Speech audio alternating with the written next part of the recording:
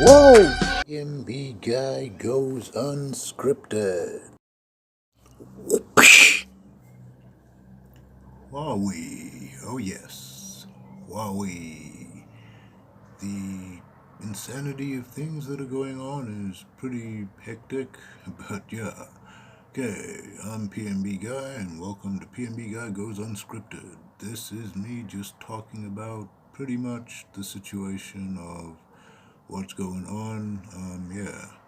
Although I'm recording this on a Samsung, I will be getting a ZTE shortly to show my support for the Chinese cause. Um, yeah, so pretty much, well, apparently Xi Jinping is at the G20 summit where he's supposed to be meeting with Trump, and he's apparently going to ask Trump to take Huawei off the blacklist, or, yeah, like to reverse the ban on Huawei before they do their trade deal. And yeah, so I don't know what's happening there. I don't want to comment on what the trade deal may be or may not be. Yeah, but anyways, so that's kind of why I'm pretty much thinking about Huawei again. So yeah, okay, and then thinking about other things to do with Huawei, we've got the fact.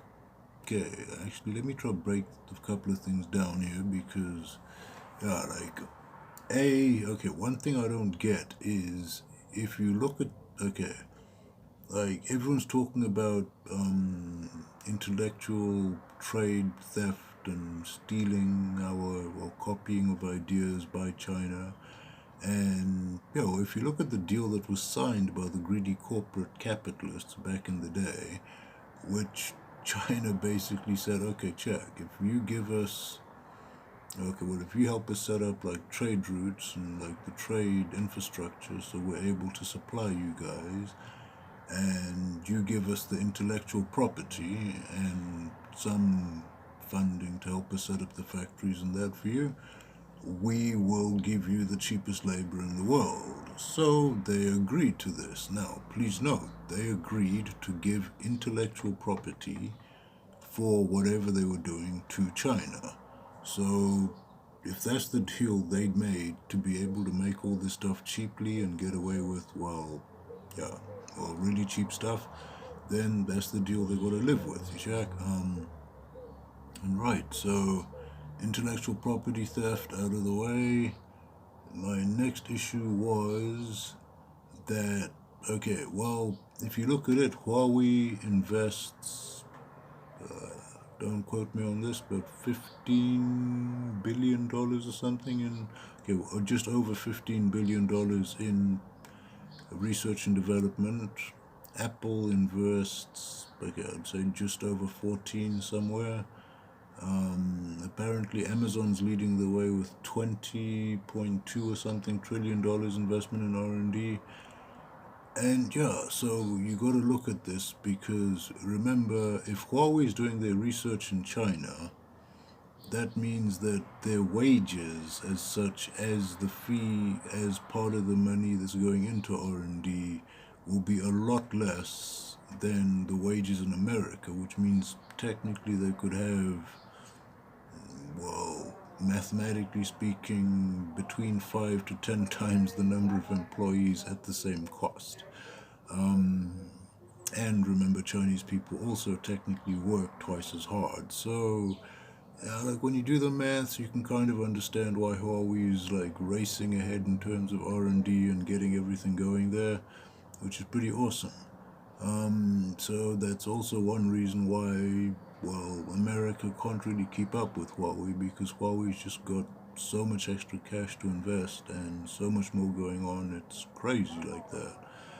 So yeah, that's one reason I'm guessing the West is kind of scared of Huawei and trying to slow them down or trying to obstruct their business and all that kind of thing.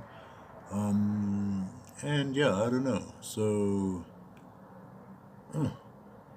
then you get this whole issue with Huawei getting, well, I don't know, like this whole trade ban or this whole trade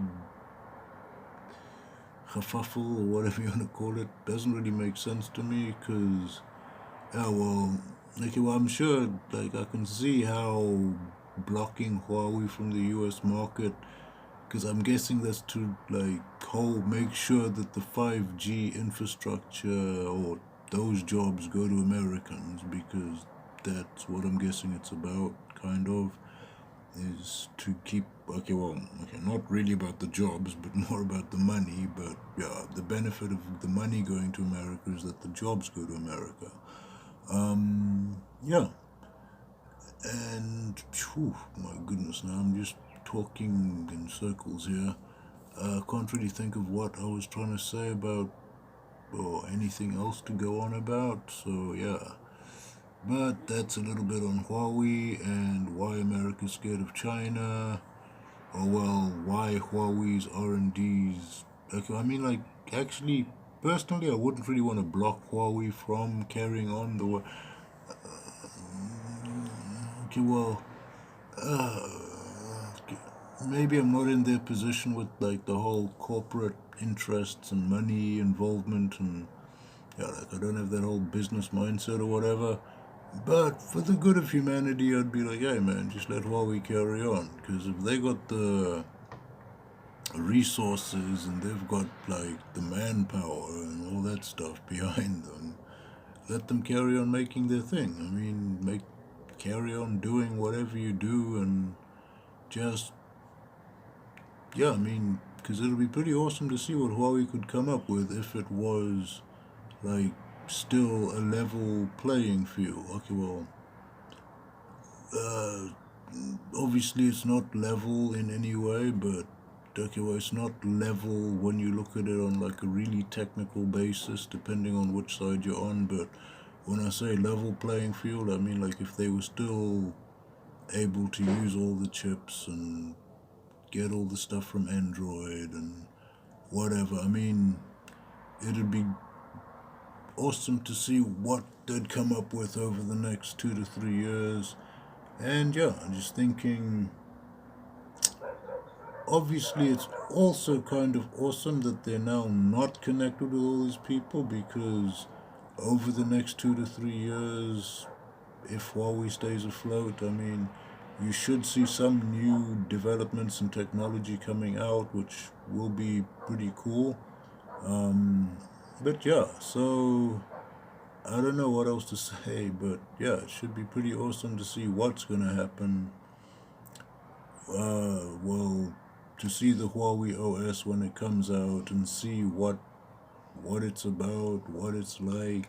I mean, if it's a different take, if it because I'm presuming it's still gonna be pretty Android-ish, but yeah, just to see what kind of different take they can get, or like what their launcher, because I'm presuming that's going to be like one of the main features of their Huawei OS, will be their launcher, like their default launcher that or well, whatever launcher their phone comes with is a default one, which I'm hoping they're going to customize nicely because technically, if they've got the right user interface on like pretty much it, because if they've done a launcher, file manager, email app, I mean, yeah, I mean, like if you've done like a nice ecosystem, I mean, they can pretty much change quite a few things and change the way it operates. I mean, if you look at Apple, I mean, like when you use an iPhone, it is a different interface to Android, and obviously there's limitations and things you can't do and can't customize or things like that, which irritate Android users. And for Apple users, Android's confusing because they're like, whoa, hold up, information overload, what's going on here, kind of thing. Oh, well, depending on how someone's home screen's set up, obviously, and what launcher you're using if you're on Android.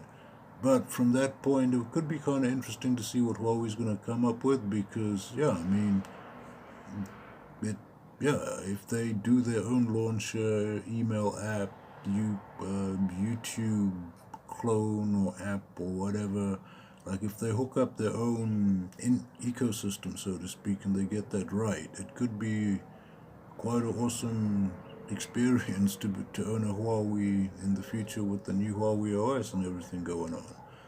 So yeah, looking forward to that definitely, and looking forward to comments and whatever on the video. And yeah, that's it from me. This is supposed to be quick and short or whatever, but it's turned into more than 10 minutes talking here. So anyways, that's it from me. Have a good one, and peace, peace. I'm out. And that's a wrap.